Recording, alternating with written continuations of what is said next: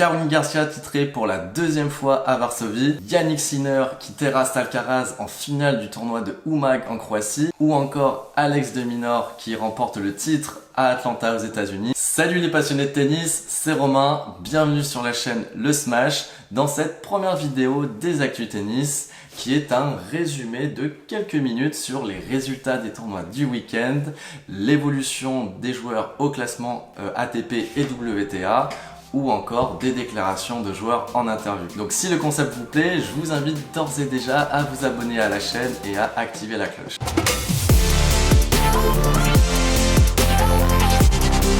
Allez, on commence tout de suite par la Française Caroline Garcia qui vient d'être titrée pour la deuxième fois de la saison à Varsovie durant un tournoi quasi parfait et qui fait du bien. Qui fait du bien, oui, parce que ça faisait depuis 3 ans que la Française n'avait plus remporté un tournoi sur le circuit WTA et ça a été chose faite il y a moins de 2 mois sur le gazon allemand de Hambourg. Elle a doublé la mise cette semaine en remportant sur la terre polonaise le tournoi de Varsovie en s'imposant en finale face à la 190e mondiale Anna Bogdan 6-4, 6-1. En réalité, l'exploit sur ce tournoi a été en quart de finale puisqu'elle a battu la numéro 1 mondiale Iga Swiatek, polonaise, donc sur ses terres, en 3-7. Qui a été d'ailleurs le seul set que Caroline a perdu sur ce tournoi. La Française remporte donc le 9e titre de sa carrière. Allez, on continue avec du lourd, avec Jannik Sinner qui vient de détrôner le jeune Carlos Alcaraz en finale du tournoi de Umag en Croatie.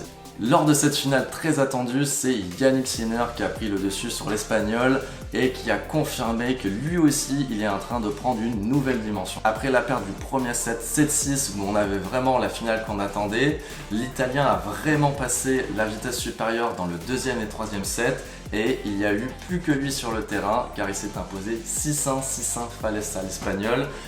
Qui a vraiment été pris de vitesse par l'Italien et a rapidement mis les balles dans le filet durant les échanges. Il s'agit donc du tout premier titre de la saison 2022 pour le jeune Italien et le 6e titre de sa jeune carrière car ne l'oublions pas, il a seulement 20 ans. Petite consolation pour l'Espagnol Carlos Alcaraz puisqu'il ce lundi, il vient de passer, tenez-vous bien, à la 4e place mondiale à seulement 19 ans.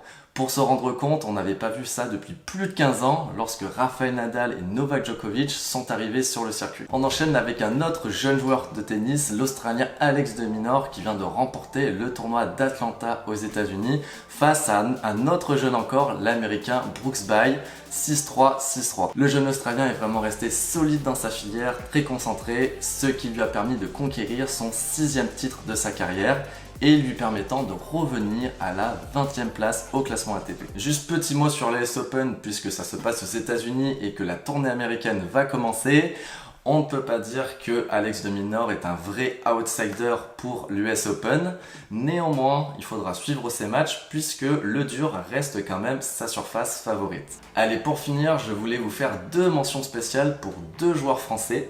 La première pour Constant Lestienne qui vient de rentrer dans le top 100 mondial à la 90e place. En effet, il a remporté la semaine dernière le Challenger de Malaga en Espagne et il était à nouveau ce week-end en finale d'un autre Challenger face à un autre Français, Hugo Grenier, finale qu'il a perdu. A noter que Constant Lestienne a tout de même 30 ans, donc il ne faut jamais dire jamais. Et la deuxième mention spéciale est du coup pour un autre Français, justement Hugo Grenier, qui lui aussi pourrait bien emboîter le pas à Constant Lestienne dans les semaines à venir, puisque ce lundi, le Français vient d'atteindre son meilleur classement à la 120e place mondiale. Normalement, les tournois à venir devraient lui sourire car le dur reste sa surface préférée.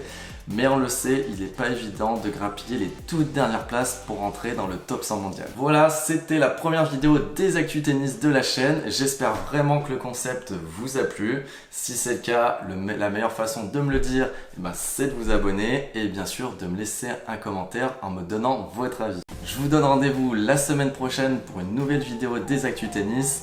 En attendant, prenez soin de vous. Ciao!